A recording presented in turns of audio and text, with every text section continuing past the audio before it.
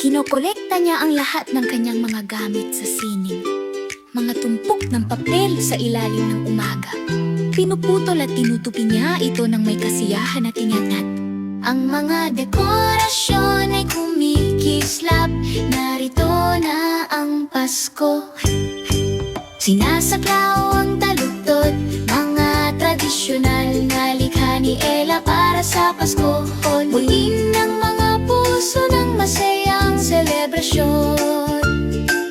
Gumagawa siya ng mga palamuti at maliliit na kumikislap na bituin. Ipinapakalat ang mahika ng Pasko mula umaga hanggang gabi. Tinutupi ang mga bituin ng papel ng maingat. Ginagawang mga marit sa may pagmamahal sa lahat ng dako.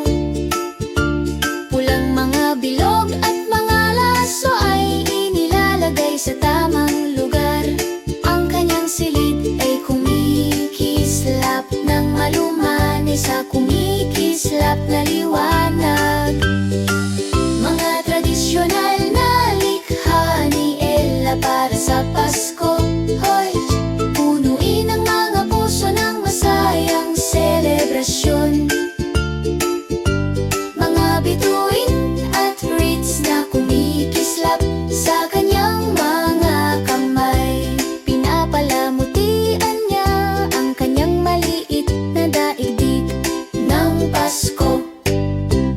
Nagsusulat siya ng mga tag para sa maliliit na regalo. Naglalagay ng mga palamuti at mga wreaths sa dingding. Si Ella ay tumayo at tiningnan. Ang silid ay maliwanag, puno ng init at liwanag ng Pasko. Mga tradisyonal ang likha ni Ella para sa Pasko. Hoy, punuin ang mga puso ng masayang selebrasyon.